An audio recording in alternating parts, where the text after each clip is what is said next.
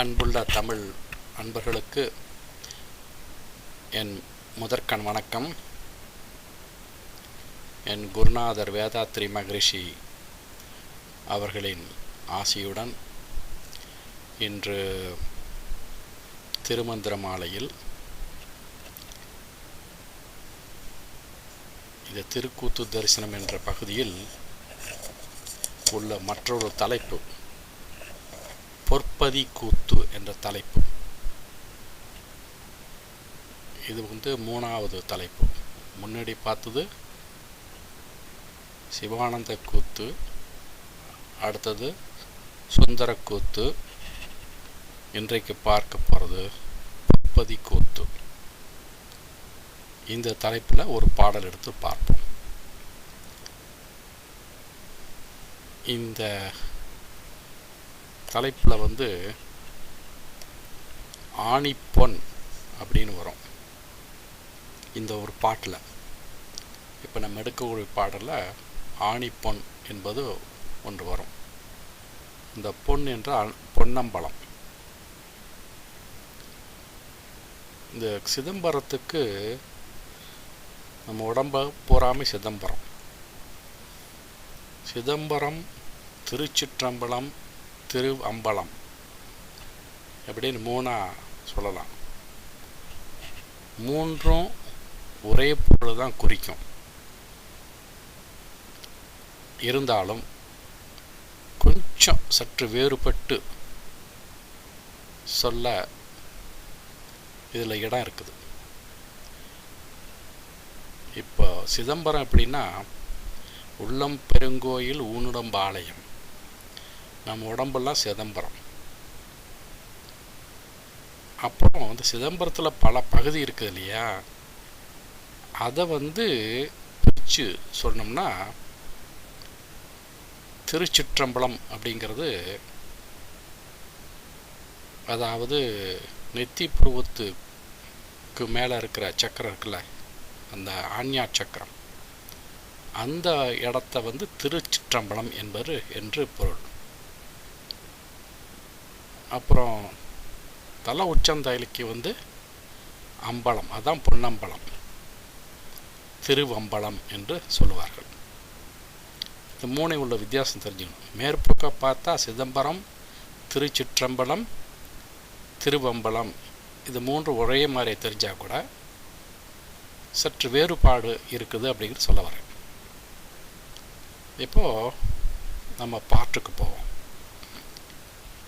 இந்த பாட்டு எப்படின்னா, மாணிக்க கூத்தனை வன்தில்லை கூத்தனை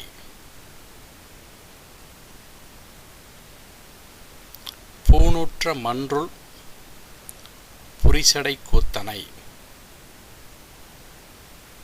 சேனுற்ற சோதி சிவானந்த கூத்தனை ஆணிப்பொன் கூத்தனை யார் உரைப்பாரே அப்படின்னு இது அந்த பாடல்.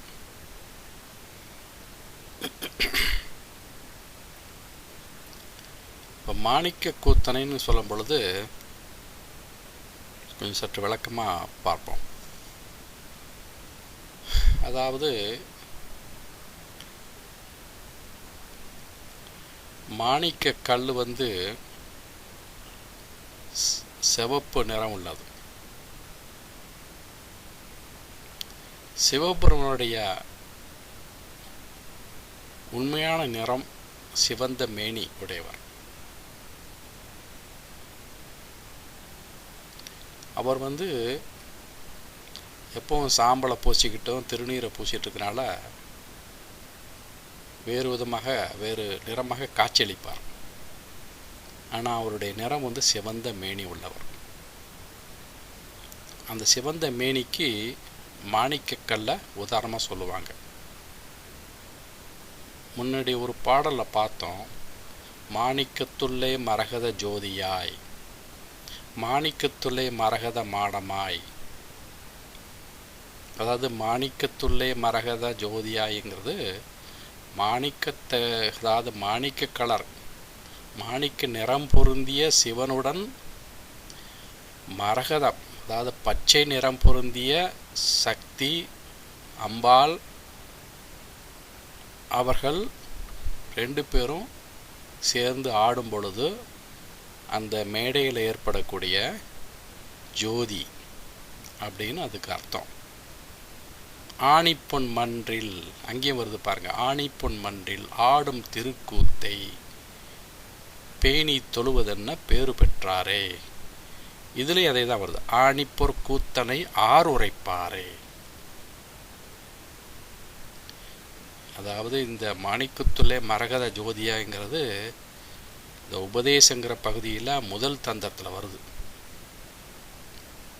அதே கருத்துள்ளது தான் இதையும் சொல்லலாம். அதாவது சகசர தலத்தில் ஆடும் கூத்து தான் பொன்னம்பல கூத்து. சௌந்தர்லேகில் ஒரு பாடல் பார்த்தல, சகசிராரே பத்மே சக ரகசி பத்யா விகரசே.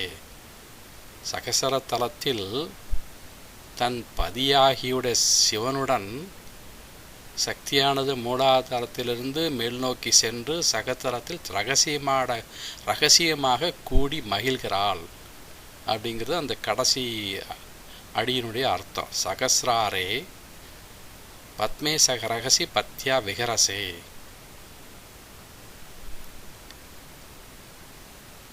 அந்த மாதிரி துரியா நிலையில் ஆடும் கூத்து பொன்னம்பல கூத்து.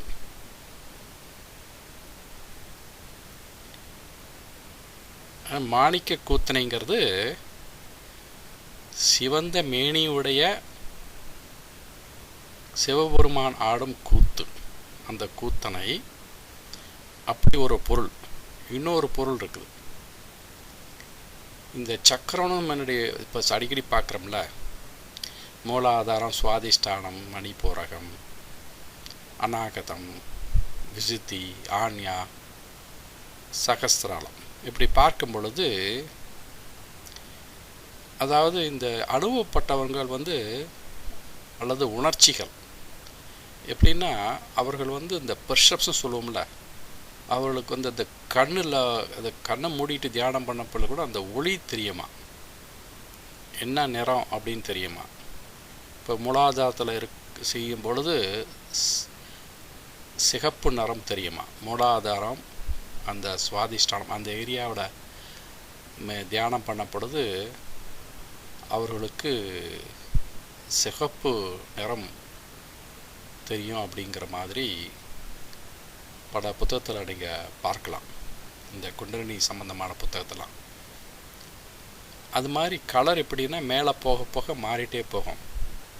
இந்த வானவில்லின் கலர் இருந்தால் இதுலேயே வானவில் கலர் எப்படி இருக்குதுன்னா வைரட் ஆரம்பிக்கும் இல்லையா, வைரட்டில் ஆரம்பிக்கு நீலம் அப்படி மாறி அப்புறம் என்ன விப்ஜிஆர் சொல்லுவோமே, அதாவது பச்சை, அப்புறம் மஞ்சள், அப்புறம் ஆரஞ்சு, அப்புறம் சிகப்பு நிறம், இப்படி மாறி வரும் இல்லையா.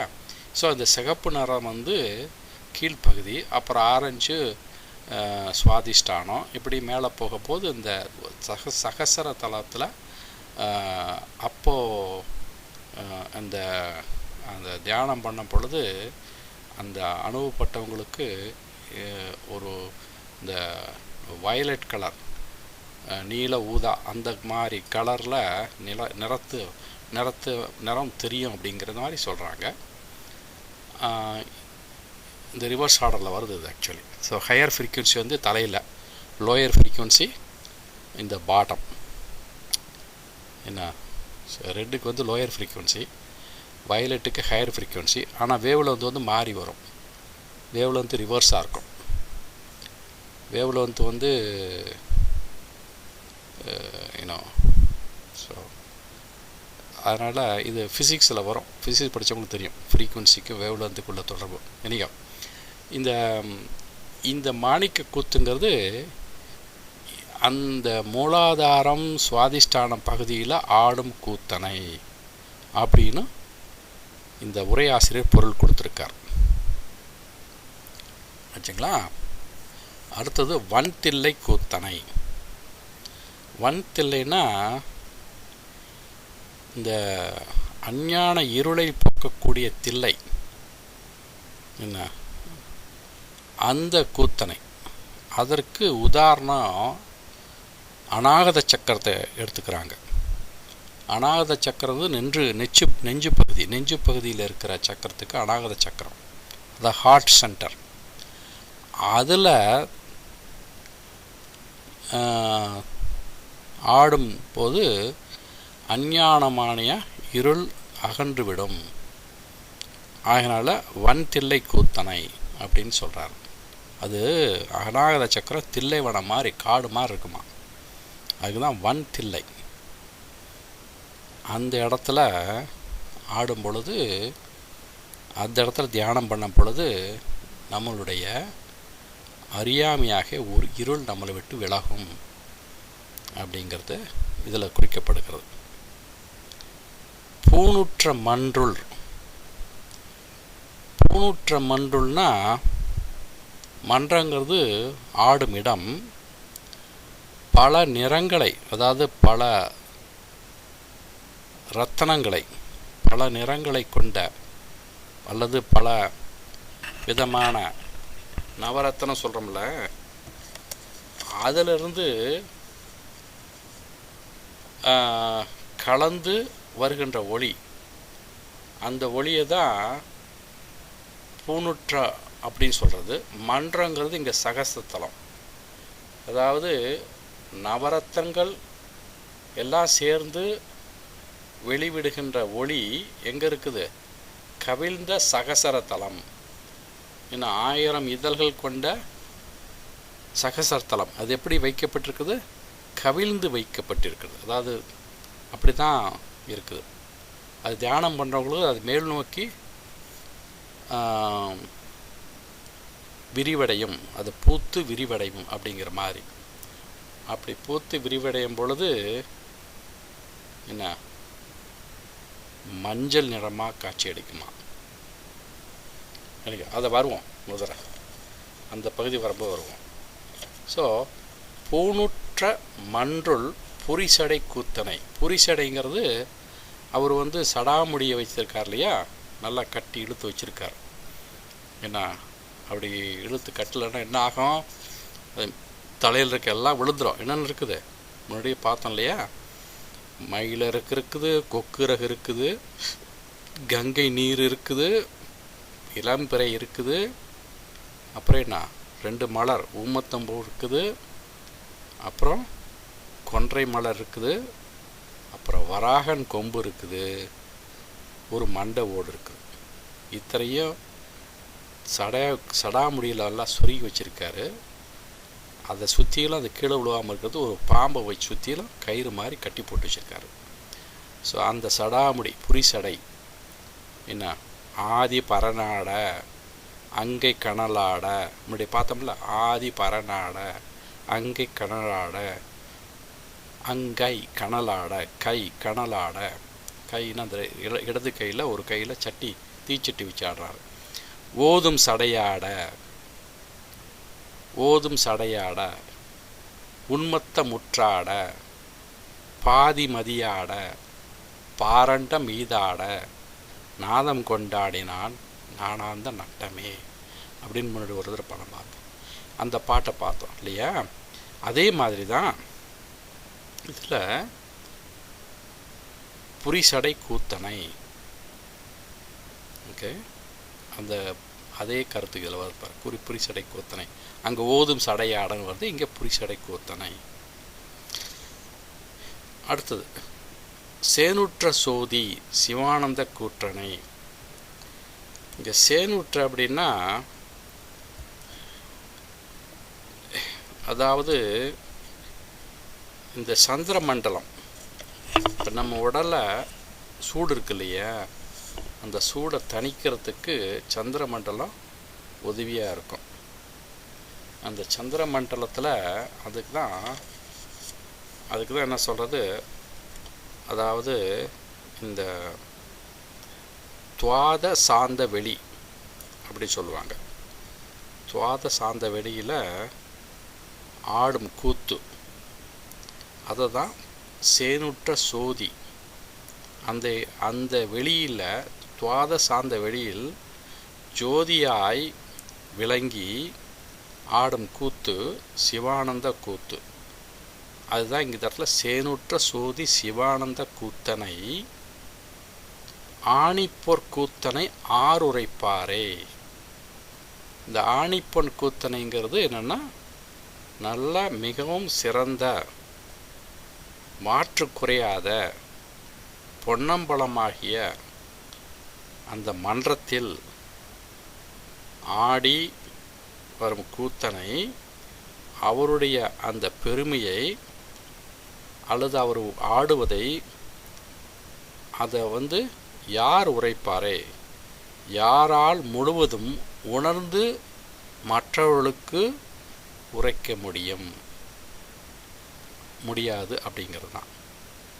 அந்த பாட்டில் இன்னொரு பாட்டில் ஆணிப்பொன் மன்றில் ஆடும் திருக்கூத்தை பேணி தொழுவதென்ன என்ன பேறு பெற்றாரோ, பேணி தொழுவதென்ன பேறு பெற்றாரோ, அதை கண்டவர்கள் என்ன பேறு பெற்றார்களோ அப்படின்னு அங்கே சொல்கிறது. அது சித்தர்கள் மிக முதிர்ச்சியடைந்த சித்தர்கள் அந்த சகசரத்தலத்தில் ஆடும் கூத்தை அவர்கள் கண்டு கழிப்பார்கள் இல்லையா, அதுதான் அங்கே சொல்லுது. இங்கே சாதாரண மக்களுக்கு அந்த மாதிரி ஆடும் கூத்தை எடுத்து சொல்ல முடியுமா அப்படிங்கிறது தான். எடுத்து சொல்ல முடியாது, அனுபவப்பட்டால் கூட எடுத்து சொல்ல முடியாது. அதுதான் இந்த பேரின்பம் சிவானந்தம் வாட்டவர் என்னமோ சொல்கிறவன் எல்லாமே சொல்ல முடியாது அப்படிங்கிறது தான் இந்த தட்சிணாமூர்த்தி உருவம் காமிக்குது. அவர் பேரின்பத்தை வாயில் சொல்ல முடியாது, அவர்களால் அனுபவிக்க முடியும், அனுபவித்து தான் பார்க்கணும். அப்படிங்கிறதுக்காக தான் மௌனமாக இருந்து இந்த நால்வர்களுக்கு ஜனகாதி முனிவர்களுக்கு போதனை செய்கிறாராம். சிவனை அறிந்து கொள்ள வேண்டுமென்றால் சிவசக்தி அந்த அந்த என்ன சொல்ல சிவசக்தியினுடைய இந்த இரண்டு பேருடைய சேர்ந்து மகிழும் அந்த காட்சியை நம்ம கண்டு கொள்ள வேண்டுமென்றால் அனுபவிக்கணும். இப்போ நான் சொல்லி மற்றவங்களுக்கு விளக்க வைக்கும் உங்களுக்கு புரியாது, நீங்களும் அதை அனுபவிச்சா தெரியும் அப்படிங்கிறது தான். வாயில் உரைக்க முடியாது. என்ன இன்னொரு பாட்டு இருக்குது, என்னது பச்சைமத்தி கிளை வைத்த ஆச்சாரியான் நிச்சலும் என்னை நினைவென்ற அப்பொருள் உச்சிக்கு கீழது உள்நாக்கு மேலது வச்ச பதம் இது வாய் திறவாதே. அங்கே அப்படித்தான். என்ன அந்த மேற்கு திசையில் இருக்கிற அந்த முகுளம், மேற்கு திசையை நோக்கி இருக்கிற முகுளம்னா என்ன, அங்கே பிடரிக்கன், அங்கே அதுக்கு பக்கத்தில் உள்ளுக்குள்ள இருக்கிற ஒரு பொருள் என்ன, அந்த பொருளை நோக்கி தியானம் பண்ணனா உச்சிக்கு கீழது உள்ளாக்கு மேலது எங்கே இருக்குன்னு சொல்கிறாரு. அதை பண்ணுனா அதில் ஏற்படக்கூடிய இன்பத்தை வச்ச பதம் இது வாய் திறவாதே. அங்கேயும் வாய் திறந்து நம்ம அதனுடைய அனுபவத்தை சொல்ல முடியாது அப்படிங்கிறது நம்ம ஒரு பாடலை பார்த்தோம். இந்த மாதிரி பலவிதமான கூத்தை பற்றி நம்ம ஒவ்வொன்றா பார்த்துட்டு வரோம். இன்றைக்கி இந்த பாட்டு இந்த பொற்பதி கூத்து அப்படிங்கிறதுல வருது. அதான் பொன்னம்பலம்ங்கிறது தெரிஞ்சுக்கணும். அதுதான் திருவம்பலங்கிறது சகசரத்தலம். அப்புறம் அடுத்தது பார்ப்போம் பொற்றிலை கூத்து அப்படின்னு பார்ப்போம். அந்த இதில் திருச்சிற்றம்பலம் கூத்து வரும். அதாவது நெத்தி பூர்வத்தில் ஆடும் கூற்றை பற்றி பாடல் இருக்குது அங்கே. ஸோ இப்போது இன்னும் வேறு என்ன பார்க்கலாம்.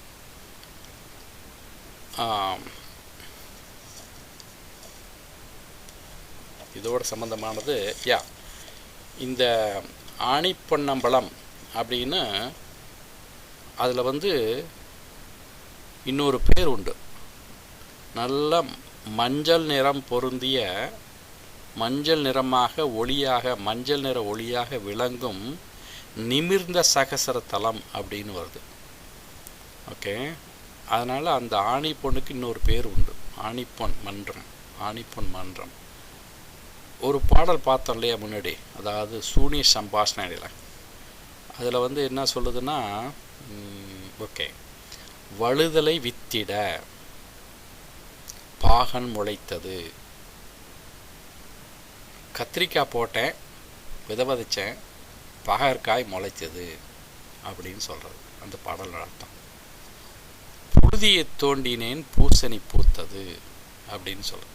பூசணி பூத்ததுன்னா பூசணி மலர் மஞ்சள் நிறமாக இருக்கும். அதாவது தத்துவ விசாரம் பண்ணினேன், தத்துவ கருத்துக்களை ஆராய்ச்சி செய்தேன், புழுதியை தோண்டினேன், அப்படி செய்து தியானம் பண்ணினேன். வழுதலை வித்திட தியானம் பண்ண என்னன்னா, அதாவது ஒரு வைராகியங்கிறது ஒரு கசப்பான உணர்வு உடையது. அதுதான் அந்த கசப்பான உணர்வுக்கு தான் பாகற்காயை உதாரணமாக சொல்கிறாங்க.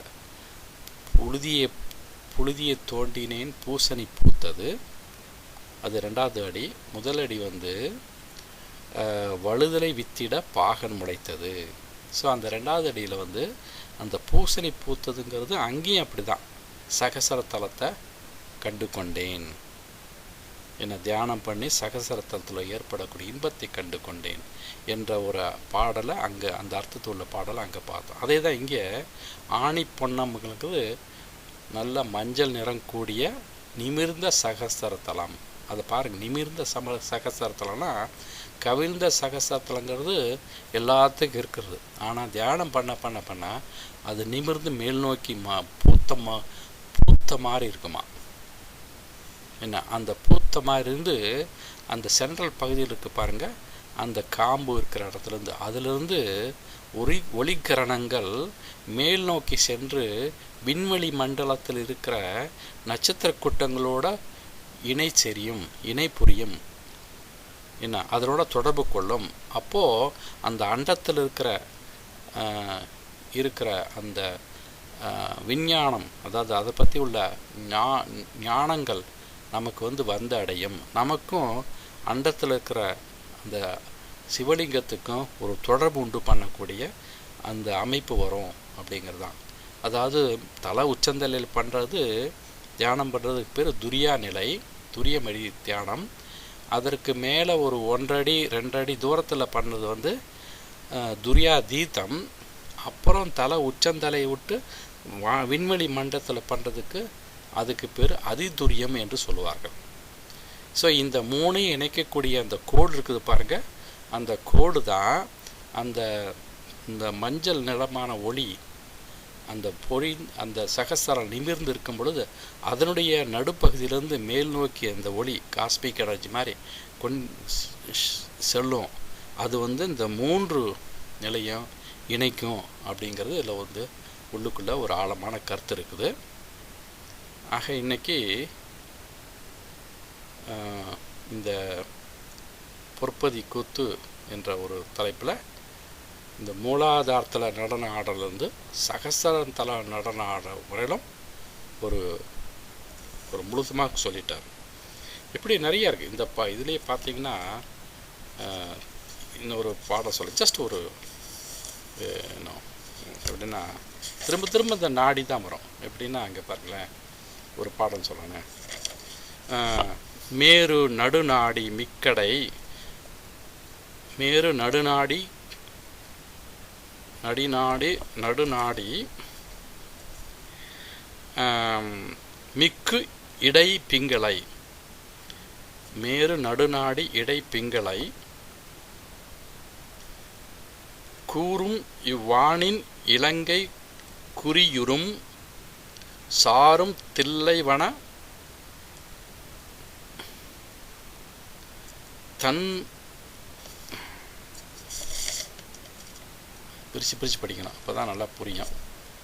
அதாவது தன் மாமலையத்தோடு ஏறும் சுழுமனை, தன் மாமலையத்தோடு ஏறும் சுழுமனை வச்சுங்களா, இவை சிவபூமியே அப்படின்னு சொல்லப்படுகிறது. இவையெல்லாம் சேர்ந்து சிவபூமி. அதாவது இதில் என்ன சொல்கிறதுனா, இலங்கை என்பது தீவு. இந்த இடத்துல இலங்கை வரும், இலங்கை 2வது அடியில் வருது பாருங்கள். கூறும் இவ்வானின் இலங்கை. அதுக்கு இலங்கை வந்து ஒரு தீவு போலது இல்லையா? தீவு சுற்றியில் என்னன்னா நான்கு புறமும் நீர் தான் இருக்கும். தீவுனாவே ஒரு தனிப்பட்ட ஒரு சுற்றிலும் கடல் சூழ்ந்த நிலம் தான் நீர் இல்லையா? அதனால் இப்போ இந்தியாவிலேருந்து அது பிரிஞ்சிருக்குல்ல. அப்படி இருக்கும் பொழுது இப்போ இந்தியா ஒரு தீவானா கிடையாது. ஏன்னா 3 பகுதி கடல், ஒரு பகுதி கடல் கிடையாது. அதனால் தீவு கிடையாது. இலங்கை வந்து இந்தியாவிலேருந்து பிரிஞ்சிருக்குது. அதனால் இப்போது இந்த சகசரத்தலம் எப்படின்னா நம்ம உடம்புலேருந்து பிரிஞ்சிருக்குதான். அதை சொல்கிறதுக்கு இலங்கை தீவை வந்து உதாரணமாக இந்த இதில் கொடுக்குறாரு. என்ன அது மாதிரி உள்ள பாட்டு இது. தில்லைவனங்கிறது இதே குகை. அப்புறம் இந்த சிவபூமி என்பது, அதாவது இந்த இதே கமலத்தில், அதாவது இதே கமலங்கிறது இந்த அநாகத சக்கரம் இருக்குதுல்ல, அந்த ஏரியா. இதிலெல்லாம் நம்ம இறைவனை வணங்கி வருவது கிரியை நெறியாகும். என்ன மனதில் நினைத்து சொல்லுவாங்க, நெஞ்சில் நினைத்து மனசில் கடவுள் நினச்சி கும்பிடு அப்படிம்பாங்க. கிரியை நெறியை சாரும். சரியே கிரியை யோகம் ஞானம். ஆனால் அதுவே சகசரத்தில் தல உச்சந்தத்தில் செய்யும் பொழுது அங்கே வந்து அது வந்து ஞான மார்க்கம், ஞான நெறி. உச்சியில் நினைத்து செய்வது ஞான நெறி. ஆனால் இந்த ரெண்டுமே சிவபூமி தான். எப்படின்னா கீழ்நிலை இந்த சகசரத்தலமும் ஒரு சிவபூமி, மேல்நிலை, அதுக்கு கீழே இருக்கிற எல்லாமே சிவபூமி. ஆனால் சிவபூமியில் இருக்கிற செய்யக்கூடிய ஒவ்வொரு செயலும், அந்த கீழ்நிலையில் இருக்க சிவபூமியில் செய்யக்கூடிய ஒவ்வொரு செயலும், அந்த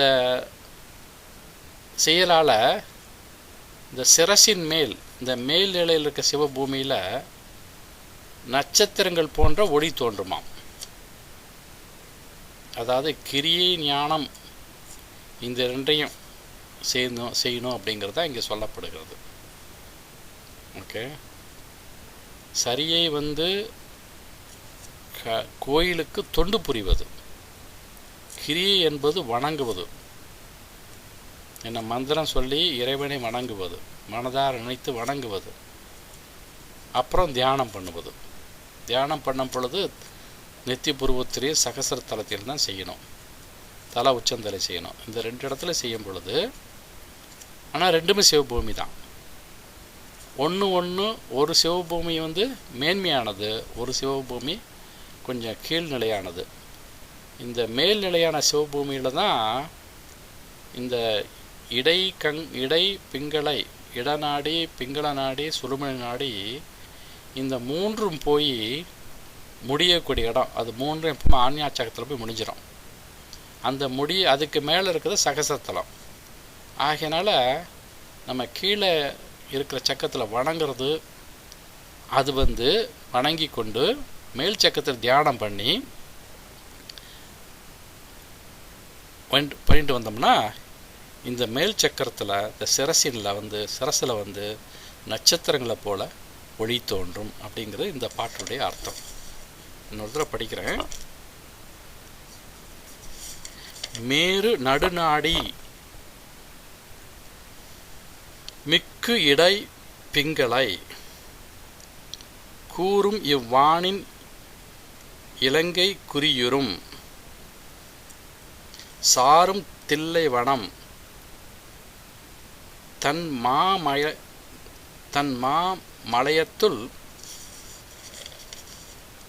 ஏறும் சுழுமுனை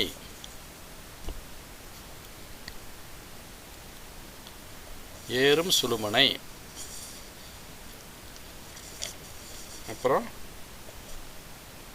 இவை சிவபூமியே. சரி, நம்ம அந்த உடம்புல இருக்க எல்லா இடத்தையும் சொல்லிட்டு அவர் என்ன சார், இந்த பாடலுக்கு நான் முன்னாடியே அவ்வளோக்காக நான் ப்ரிப்பேர் பண்ணல, அதனால தான் கொஞ்சம் தடுமாற்றம், மன்னிக்கவும். திடீர்னு உங்களுக்கு நான் இந்த புத்தகத்தை பார்த்து சொல்கிறதுனால. ஆக இது போல் நிறைய பார்க்கலாம். காளியோடு ஆடி, கனகாசத்தால் ஆடி, கூலியோடு ஆடி, குவளையத்தை ஆடி, நீடிய நீர் தீ கால் நீல் வானில் ஆடி, நாளுற அம்பலத்தே ஆடி, நாடும் நாதனை காளியோட ஆடி. காளியோட ஆடினா, ஏன்னா காளி அந்த உருவம் தரிக்கும் பொழுது அவருடைய வேகத்தை குறைக்கிறதுக்கு பழைய நடை கொண்டு வரணும். அப்போ என்ன பண்ணுவாராம், அந்த காளியோட சிவனும் ஆடுவாராம். அந்த சிவனை ஆடுவாராம் எப்போவுமே. சிவனை ஆடும் பொழுது என்ன ஆகும், அவருடைய வேகம் குறைந்து பழைய நிலைக்கு வந்துடுவாராம்.